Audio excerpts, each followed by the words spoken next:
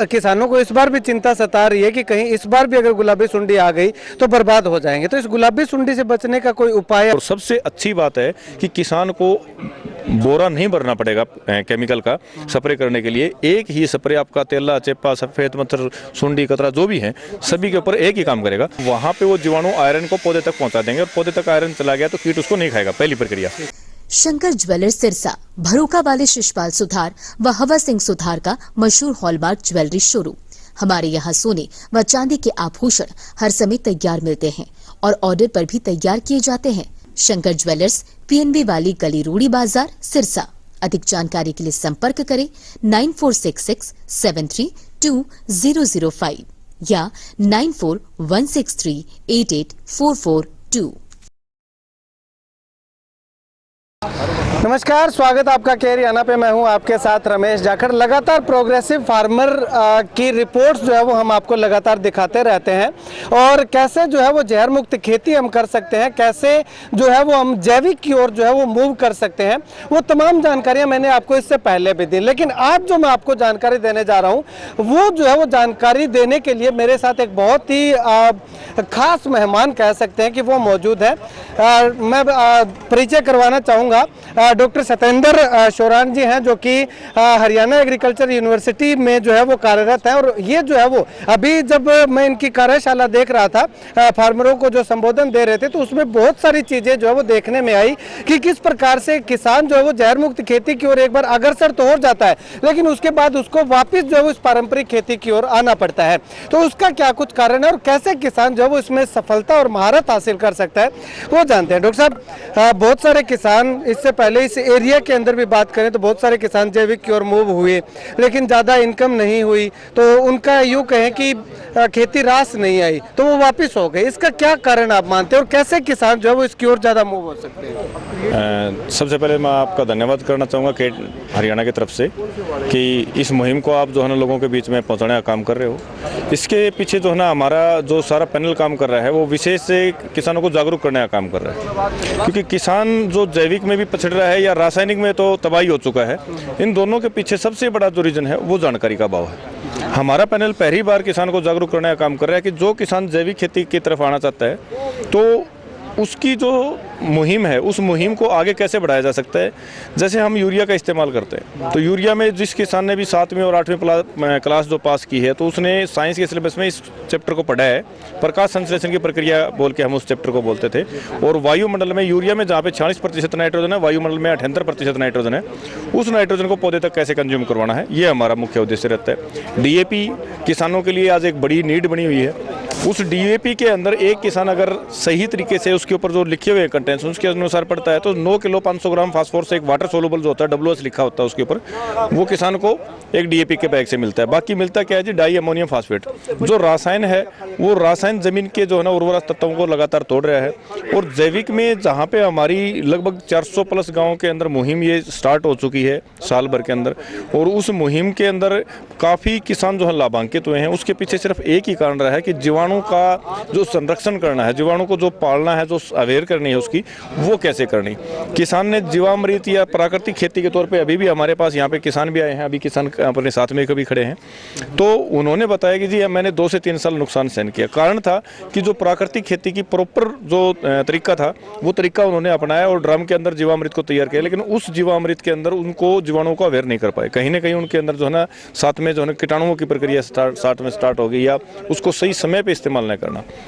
तो हमारा मेन उद्देश्य है किसान को अवेयर करना कि ये जो जीवाणु युक्त चीज़ें हैं, जैसे एजेक्टोबैक्टर PSB आपका HIU यूनिवर्सिटी का है, आपका ट्राइकोडर्मा है, सुडोमोनास है या माइकोराजा है, तो ये सारे के सारे जो कल्चर हैं ये जीवाणु बेस्ड कल्चर हैं। और यही पूरी फसल के अंदर या पूरी भूमि के अंदर उपजाऊ तत्वों को जो है ना पौधे तक पहुँचाने का काम करते हैं। अभी किसान क्या करता है, या तो उनको ज़्यादा टेम्परेचर में डाल देता है या रासायनिक पेस्टिसाइड की कोई टंकी उसमें इस्तेमाल कर देता है, या खेत में उसने रासायन इस्तेमाल किया है उसके समय में जो है ना उसको इस्तेमाल कर लेता है, उसमें गैप नहीं देता। ये भी एक जो है ना बहुत बड़ा विषय है। और उसके बाद में सूखी किसी भी भूमि में हम जीवाणुओं को नहीं दे सकते। हमें जमीन को पहले आर्द्रता युक्त नमी युक्त करना होगा और उसी नमी में हमें बैक्टीरिया को देना पड़ेगा। ठीक है। अभी आपने डॉक्टर साहब आप जब संबोधन कर रहे थे तो उसमें कह रहे थे कि जो गोबर की खाद है वो हम लोग डालते हैं, सूखे में नहीं डालना चाहिए, टेम्परेचर 25 डिग्री से ज़्यादा नहीं होना चाहिए। तो उसको जो है अगर गर्मियों के समय में डालें तो रात के समय में डालें, लेकिन उससे जो है वो अगले साल क्यों वो काम करना शुरू करता है? अगर इन बातों का ध्यान रखेंगे तो क्या वो उसी साल काम करना शुरू करेगा? जी, ये बहुत बड़ा विषय है, क्योंकि गोबर की खाद तो हर घर में हर फार्मर के पास होती है। उसको किसी की नीड नहीं होती है, किसी भी फर्टिलाइजर की जरूरत नहीं पड़े। अगर किसान उसको भी अवैध के तौर पे कर ले तो इसके लिए मैंने अभी भी बताया था, जैसे सरकार ने पहले तो गोबर गैस प्लांट लगवाए थे, उसमें गोबर जो है ना सारा जल्दी ही कंपोस्ट हो जाता था और किसान को जो है ना जलने के लिए मीथेन गैस चूल्हे के रूप में मिल जाती थी। उसके बाद में जो है ना जो हमारी गोबर की खाद होती है जिसको कुर्डी बोलते हैं, उसको गड्ढे में डलवाया गया। अगर किसान उसको गड्ढे में डालता है या उसको जो है ना एक लेवल में करके उसको पानी से भिगोता है, जब खेत में इस्तेमाल करना हो तो कम से कम उसको जो है ना 2 महीने पहले उसको गीला रखे, थोड़ा थोड़ा उसमें पानी डालते रहता है कि वो 80 से 90% जो है ना नमी युक्त रहे, तो वो जल्दी कंपोस्ट होगी सारी की सारी। तो वो खरपतवार को बढ़ावा भी नहीं देगी, दिमक को निमंत्रण भी नहीं देगी और उसके अंदर जो अर्क तैयार होगा वो 12 के 12 पोषक तत्व किसान को देगा। तो उसको किसान को क्या करना है, अपने जो है ना शाम के टाइम खेत में उसको इस्तेमाल करना है जब उसका टेम्परेचर 25 डिग्री से कम आ जाए। और ये हमारे गर्मी में जेठ के महीने में भी हम कह सकते हैं जिस टाइम गोबर की खाद डालता है, ताकि ज़मीन में जब पानी दे देंगे तो टेम्परेचर ज़मीन का वैसे लो हो जाता है और शाम जैसे ही होती है तो उसमें जो है ना ठंडक बन जाती है। हम वहाँ पे अगर कुर्सी या चारपाई डाल के बैठते हैं तो हमें भी वहाँ पे सुकून मिलता है, तो वहाँ बैक्टीरिया को सुकून मिलेगा। और उसको क्या करना है, शाम के टाइम उस गिल्ली खाद को जो है ना खेत में डालना है और सुबह सूर्योदय से पहले खेत के अंदर जो है ना कास्ट करवा देना है हैरो कल्टीवेटर, जिससे भी जो अपनी वो नुड़ाई गुड़ाई करता है। तो ये प्रक्रिया सबसे बेस्ट है।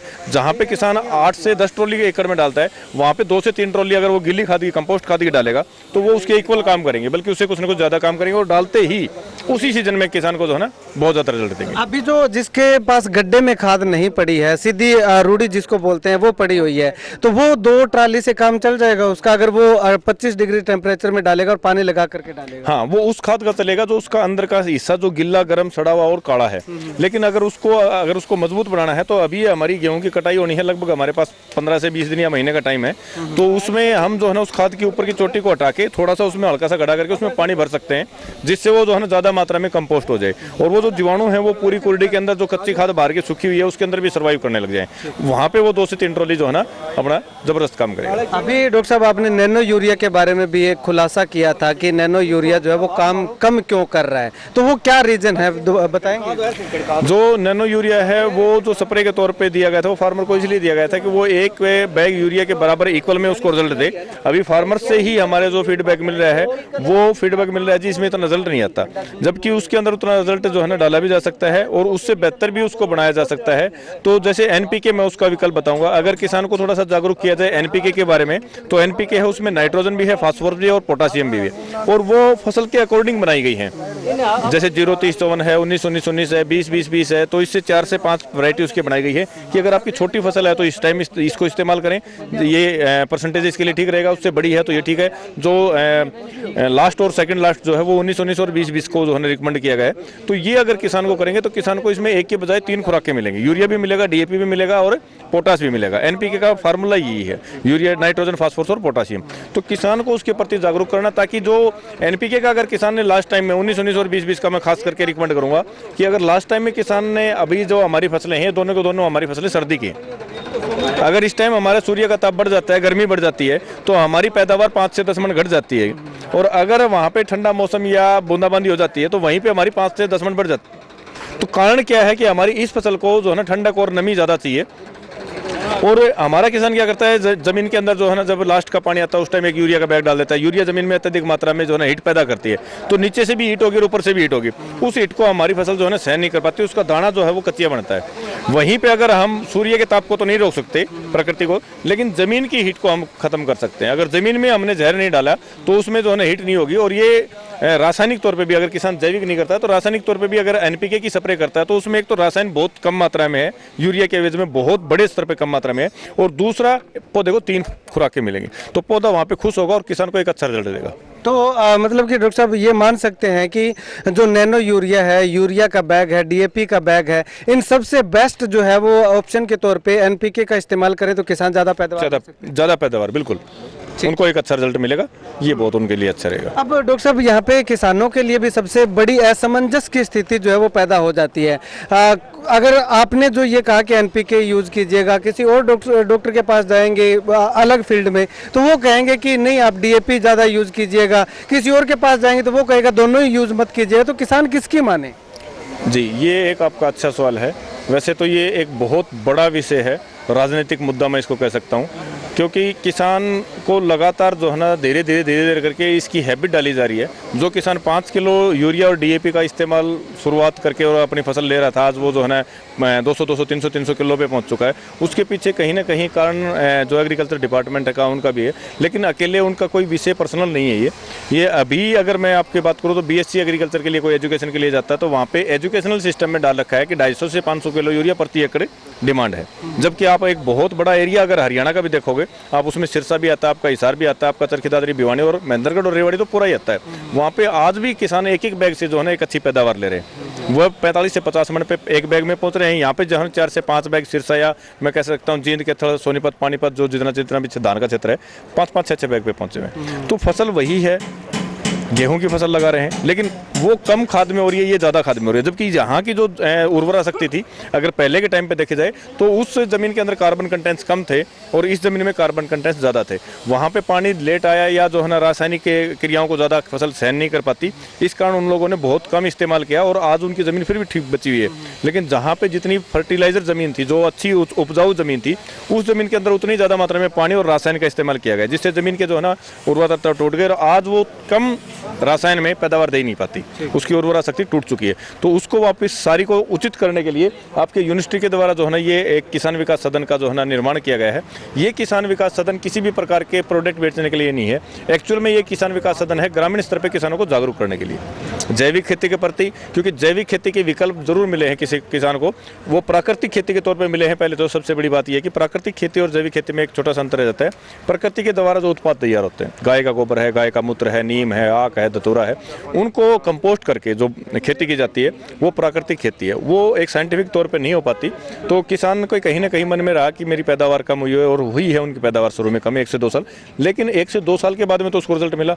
अगर हम इस प्रक्रिया में 2000-2020 के बीच में जा रहे हैं तो वहाँ पे किसान ने लगभग 5 गुना से ज़्यादा केमिकल को इस्तेमाल करना चालू कर दिया और पैदावार उसकी वहीं 45 से 55 मन के ऊपर टिकी हुई है। तो ये एक बहुत बड़ा सोचने का विषय है कि हम लगातार फर्टिलाइजर या मैं कह सकता हूँ सीधा जहर को तो बढ़ा रहे हैं, लेकिन पैदावार वही है। अगर इस परिस्थिति में हम आगे तक जाते हैं तो हम अपने आने वाली पीढ़ियों को क्या देंगे, क्या हमारी ज़मीन वहाँ पर हमें जो है ना पैदावार देगी? तो इन विषय को हमें देखना पड़ेगा। अगर इन विषय को नहीं देखा तो हमारी पूरी की पूरी पीढ़ी जो है ना वो बीमारी से भी, पैसों से भी, आर्थिक तौर पर भी और ज़मीन को बंजर बना के भी, जिसको हमने धरती माँ का है उसके सीने में जहर बो के हम जो ना हमारी तीनों परिस्थितियों को बहुत विपरीत परिस्थितियों में लेके जा रहे हैं, विकट परिस्थितियों में लेके जा रहे हैं। अब अगर बात करें तो कोई किसान अगर जिसने पेस्टिसाइड की खेती की है, अब तक सालों से होती आ रही है, उसमें अगर वो जैविक की तरफ अगर एकदम से मूव करना चाह रहा है तो क्या उसको जो पेस्टिसाइड की खेती जितना उत्पादन दे रही है वो जैविक दे पाएगी? जी, ये सबसे बड़ा विषय है किसान के लिए और एक सोच भी है इसके साथ में कि नहीं उतना नहीं दे पाएगी। लेकिन ये पैनल पहला ऐसा पैनल है जिसने जो है ना रासायनिक क्रियाओं को तोड़ के और बायो के अंदर उन उत्पादों को, जैसे आपके पास फास्फोरस डीओपी का बैग है, जो डीओपी 50 केजी में है वहीं आप डीएपी दे रहे थे, वो डाई अमोनियम फास्फेट है, रासायनिक क्रियाओं, ये डिकम्पोस्ट ऑर्गेनिक फास्फोरस है। वहीं किसान को जिंक भी, पोटास भी, एनपीके भी, मतलब खुराकें उनको वही मिल रही हैं एट प्रेजेंट। लेकिन हमारा उद्देश्य क्या है कि आज किसान से उतना ही खर्चा करके उतनी पैदावार निकालना। लेकिन जब जमीन में वो आपका एजेक्टोबैक्टर, ट्राइकोडर्मा, सुडोमोनास ऐसे कल्चर डालेगा तो उस कल्चर से क्या होगी, उसकी सॉइल जो है ना धीरे धीरे रिचार्ज होने चालू हो जाएगी। और बस मैं एक छोटे से उदाहरण के साथ में इस बात को विराम देना चाहूँगा कि रासायन में और जो है ना आपके जैविक में अंतर क्या रहेगा। आप एक बच्चे को पिज्जा, बर्गर, चाउमीन खिला रहे हो और एक बच्चे को आप दूध, दही, घी, लस्सी खिला रहे हो, दोनों का काम है जी पेट भरना। आपकी जो रासायनिक फर्टिलाइजर है, जो यूरिया है, डीएपी है, जिंक, सल्फर, पोटास है या जो भी देते हैं, वो पौधे को भोजन देते हैं, लेकिन साथ के साथ क्या कर रहे हैं, जमीन को तोड़ने का काम कर रहे हैं। ये फर्टिलाइजर क्या करेंगे जी, पौधे को भोजन देने के साथ साथ में आपकी जमीन की उर्वरा शक्ति को बढ़ाने लग जाएंगे, जिससे आने वाले टाइम में किसान को फर्टिलाइजर की जरूरत नहीं पड़ेगी, या मैं कहूँगा कि बिल्कुल लो मात्रा में पड़ेगी। तो वहीं पर किसान सक्षम होगा जब उसका खर्चा कम लगेगा, पैदावार बढ़ेगी। 2000 के दशक में हम अगर देखें तो हमारे किसान ने जिससे पैदावार को पा लिया था, तो उस पैदावार पर अगर उतने ही रासायन पर रुक जाता तो तो भी एक बहुत बड़ा अच्छा बेनिफिट था। लेकिन 80 के दशक में देखें तो हमारे पास किसानों के पास में पैदावार कितनी थी जी, 15 से 20 मन मुश्किल से, लेकिन वहाँ पे किसान खुश थे क्योंकि उनका खर्चा नहीं था। आज किसान परेशान क्यों है? जो 20 मन की पैदावार थी उस पैदावार को उसने 55 मन से 60 मन पे ले गया, लेकिन वो ले जाने के बावजूद वो अपने बच्चे को ज्ञान दे रहा है कि जी तुम बेटा पढ़ लिख ले, खेती बाड़ी में कुछ नहीं रखा। वो अपनी खेती बाड़ी से दूर कर रहा है उनको। मेन कारण क्या है जी, उसने जो खर्च करना चालू किया है वो अनियमित तौर पर चालू कर दिया। खर्च की कोई लिमिट ही नहीं रही। अगर इसी लिमिट के अनुसार हमारी ज़मीनों के अंदर जहर पड़ता रहा, अकेले खर्च की बात होती तो भी कोई बड़ा विषय नहीं था। आज अगर एक कैंसर पेशेंट को हम कहते हैं कि जी 10 लाख रुपए आपको देंगे, आपसे लेंगे और आपके पेशेंट को ठीक कर देंगे, वो 10 नहीं 12 दे देगा। लेकिन इस जहर के कारण उसके शरीर में जो कैंसर घुसी है उससे बच नहीं सकता वो। तो वही बात है कि हम अगर खर्चा बढ़ा देते 2.5 गुना या 5 गुना, वो बड़ी बात नहीं थी। ज़मीन के अंदर जो हमने जहर बढ़ा दिया, उस जहर से पूरी की पूरी सृष्टि तबाह होनी है। आपके जल, थल, वायु, मन और तन, पांचों के पांचों तत्व जिनके बारे में मैंने अभी जिक्र किया था, सभी को बर्बाद करने का काम सिर्फ फर्टिलाइजर का। ठीक है डॉक्टर साहब, सवाल मेरा ये था कि कितने समय में वो जो है वो अच्छी पैदावार? हाँ, ये पहली बार से ही ले सकता है, लेकिन किसान को जागरूक होना पड़ेगा, अवेयर होना पड़ेगा।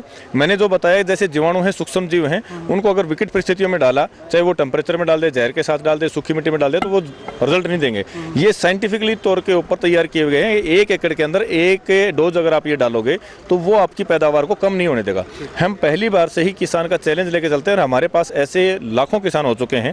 बहुत अच्छी ये मुहिम बड़ी स्पीड से ग्रो कर रही है और ये पूरे का पूरा ऑर्गेनाइजेशन जिस सिस्टम में जिस पैनल पे काम कर रहा है, वो पहली बार आपके इंडिया के अंदर एक ऐसा पैनल स्टार्ट हुआ है जो पूरे का पूरा प्लेटफॉर्म देता है आपको। बीज जर्मिनेशन के अंदर अगर एजोक्टोबैक्टर पीएच भी लगाया तो आप क्लोरो लगाते हो, उसकी बजाय 2 दिन पहले बीज जर्मिनेशन लेता है। पहला ऐसा सिस्टम है, बीज पहले जर्मिनेशन ले रहा है, तो पहले जर्मिनेशन ले रहा है तो उसकी रूट भी उतनी ज़्यादा जो है ना स्पीड से ग्रो करेंगी। तो ये फंगस को कंट्रोल करना, कीटों को खत्म करना और पौधे को पोषण देना, एक्चुअल में जो खेती होती है वो कम्प्लीटली हमारे बलजीत सारण सीनियर साइंटिस्ट हैं, वो एक बहुत अच्छी बात कहते हैं कि ये जो बना रखा है ना जी आपने, यूरिया, फिर डीएपी, जिंक, सल्फर, पोटास, बीज कोट के लिए, खरपतवार के लिए, कीटों के लिए, ये खेती नहीं है। खेती का वो एक फार्मूला बताते हैं, सिंपल सा फंडा और फार्मूला है, CHO प्लस बीज। सी का मतलब कार्बन, कार्बन लेवल आप अपनी ज़मीन का बढ़ा लो, चाहे वो आप हरी खाद से बढ़ाओ, गोबर की खाद से बढ़ाओ, ऑर्गेनिक उत्पाद लेके बढ़ाओ, या यूनिवर्सिटी के आपके जैविक उत्पाद लेके बढ़ाओ। कार्बन अगर आपका डेवलप हो गया तो आपको खुराक के तौर पे उसके हाइड्रोजन और ऑक्सीजन देना है, जो आपका फार्मूला पानी का है H2O, मतलब खुराक के तौर पे सिर्फ पानी देना होता है, और जो भी आप बीज दोगे ना वो पूरी पैदावार देगा। और यही किसान हमारा 80 से पहले करता था, वो नमी देख के प्रकृति की और बीज देता था। उस बीज ने कभी किसान को धोखा नहीं दिया, जबकि वो बीज अब जो है वो आपका देसी बीज होता था। अभी आपके पास हाइब्रिड वैरायटी आई हुई है जो 2 गुना पैदावार निकाल देती है। वो पानी प्रकृति के द्वारा होता था, किसान की खुद की इच्छा के अनुसार या खेती की इच्छा के अनुसार नहीं आता था। आज किसान के पास खेती की इच्छा के अनुसार पानी है। तो अगर उस परिस्थिति में हम 80 की परिस्थिति में जमीन को ले आए ना, तो किसान इतना उन्नत हो जाएगा। जो कंपनियां कर रहे हैं, जॉब कर रहे हैं, मैं एक सिंपल सी बात बताऊंगा, वो जॉब छोड़ के बंदे जो है ना खेती करने लग जाएंगे। यही हमारा उद्देश्य है। डॉक्टर साहब, एक आखिरी सवाल करूंगा। किसानों के सामने सबसे बड़ा सवाल जो है वो आज के दिन एक ही है, क्योंकि अब आने वाले समय में कपास की, नरमा की बिजाई होनी है। तो पिछले 2-3 सालों से अगर बात करें तो ये इलाका जो है वो गुलाबी सुंडी से काफी परेशान था, और किसानों को इस बार भी चिंता सता रही है कि कहीं इस बार भी अगर गुलाबी सुंडी आ गई तो बर्बाद हो जाएंगे। तो इस गुलाबी सुंडी से बचने का कोई उपाय आपके पास, या आपके प्रोडक्ट अगर कुछ कर सकते हो? हाँ जी, इसमें सबसे बड़ी तो वैसे आपकी जो जानकारी है वही मैं कह रहा था किसानों की, आपको कीटनाशक के लिए उत्पाद की जरूरत नहीं है। आपकी ज़मीन के अंदर जो है ना आयरन भरपूर मात्रा में है। अगर हम चुंबक लेके अपने खेत में घुमा के देखेंगे, उसके चारों तरफ कण चिपक जाते हैं। तो आयरन जो है वो रेड ब्लड सेल्स के जो जीव होते हैं, जैसे हमारा गाय, भैंस, कुत्ता, बिल्ली और हम हैं जिनका खून लाल है, उनको नीड होती है आयरन की। और जो रेड ब्लड सेल्स के अलावा चाहे आपके ब्लैक ब्लड के हों, चाहे वाइट ब्लड के हों, चाहे ग्रीन ब्लड के हों, जो भी जीव हैं, अगर उनके अंदर आयरन गया तो उनका पेट फट जाएगा और वो मर जाएंगे। तो आपके पौधे के अंदर अगर जीवाणु हैं ज़मीन के अंदर, या ऑर्गेनिक खेती आपने कर रखी है, कार्बन लेवल पूरा है, तो वहाँ पे वो जीवाणु आयरन को पौधे तक पहुँचा देंगे, और पौधे तक आयरन चला गया तो कीट उसको नहीं खाएगा। पहली प्रक्रिया। दूसरी प्रक्रिया है कि अभी जो हमारी परिस्थिति है, ज़मीन के अंदर कार्बन नहीं है, बायो करना स्टार्ट कर दिया, वहाँ पे हम कीटों को कैसे रोकेंगे? तो ये आप नेट पे भी सर्च कर सकते हैं। वर्टिसिलियम लेकानी, बवेरिया बेसिना और मेटाराइजम, 3 बैक्टीरिया ऐसे बैक्टीरिया हैं जो रस्तुसक कीट के लार्वा को भी संकोचित कर देंगे, मतलब उनकी पीढ़ी को भी खत्म करने का काम कर रहे हैं, और वहाँ पे कीटों की जो प्रजाति है उसको भी 12 घंटे के अंदर खत्म कर देते हैं। तो ये तीनों के तीनों हमारे जितने भी दर्शक हैं वो अपने के हरियाणा के माध्यम से ये तीनों बैक्टीरिया जो मैंने बोल के बताए हैं, वर्टिसिलियम लेकानी, बवेरिया बेसिन और मेटाराइजम, उसको नेट पे सर्च करें और देखें, उनकी समझ और उनकी सोच बदल जाएगी केमिकल के और बायो के प्रति, बिल्कुल चेंज हो जाएगी अचानक। उनको इस्तेमाल कैसे किया जाएगा? उनको वही परिस्थितियाँ हैं कि आपको जो है ना शाम के समय उसकी स्प्रे करनी है, ज़्यादा टेम्परेचर में इस्तेमाल नहीं करना, सर्दियों के तो किसी भी टाइम में कर लो आप, मौसम ठंडा रहता है। और हमें जो है ज़मीन में पहले आर्द्रता दी हुई होनी चाहिए ताकि फसल के अंदर आर्द्रता, वो बैक्टीरिया उस पत्ते के अंदर अपना घर बना सके, उनकी क्लोरोसेंस होती है वो उस पत्ते के अंदर जो है ना स्थापित कर सके और वो लंबे टाइम तक टिकते हैं। और सबसे अच्छी बात है कि किसान को बोरा नहीं भरना पड़ेगा केमिकल का स्प्रे करने के लिए, एक ही स्प्रे आपका तेला, चेपा, सफ़ेद मच्छर, सुंडी, कतरा जो भी है सभी के ऊपर एक ही काम करेगा। वो वैदिक टीका आपका रुद्रा के नाम से है और वो रुद्रा जो है ना, जो अगर आप किसान खेत में काम इस्तेमाल कर रहे हैं जानकारी के अनुसार, तो उसका बहुत ही आउटस्टैंडिंग रिजल्ट है। ठीक, शुक्रिया डॉक्टर साहब बातचीत के लिए। तो यहाँ पे आपको बता दें कि अगर आप भी उन्नत खेती करना चाहते हैं और आने वाले समय में गुलाबी सुंडी जो कि किसानों के इस समय सरदर्द बनी हुई है, उससे अगर छुटकारा पाना चाहते हैं तो ये तमाम जो उपाय जो डॉक्टर साहब ने बताए हैं वो अपनाइएगा। हो सकता है कुछ रिजल्ट मिले, और डॉक्टर साहब का कहना है कि 100% रिजल्ट जो है वो मिलेगा, लेकिन शर्त ये है कि उसके लिए उचित समय और उचित उसकी आर्द्रता जो जमीन की है वो बनी रहनी चाहिए। इससे पहले जो रिजल्ट, जो दवाइयाँ हमने उपयोग की, जो कीटनाशक उपयोग किए, वो कहीं ना कहीं उचित पर्यावरण ना मिलने के कारण हो सकता है कि ना वो काम कर पाई हो। लेकिन इन्होंने जो बताया कि उचित पर्यावरण उनको दे करके, उचित वातावरण, उचित माहौल दे करके उसका आप अगर उपयोग करेंगे तो 110% जो है वो दावा किया जा रहा है कि वो काम करेंगे और आपके खेतों के अंदर जो कीटनाशक है वो जो है वो आपके कीटों को जो है वो नहीं खराब करेंगे, उनको नहीं मारेंगे और फसलों पे भी जो है वो ज़्यादा इफेक्ट करते हुए दिखाई नहीं देंगे। खैर, आप इस वीडियो को लेकर के अपनी राय कमेंट सेक्शन में जरूर दीजिएगा और इस वीडियो को जितना ज़्यादा हो सकता है शेयर कीजिएगा, ताकि कोई किसान इस वीडियो को देख करके अगर इम्प्लीमेंट करता है तो उस किसान को भी जो है वो बेनिफिट हो सके। और आपने इस तरह के अगर प्रयोग कर रखे हैं तो क्या रिजल्ट आए हैं वो भी कमेंट सेक्शन में कमेंट करके ज़रूर बताइएगा।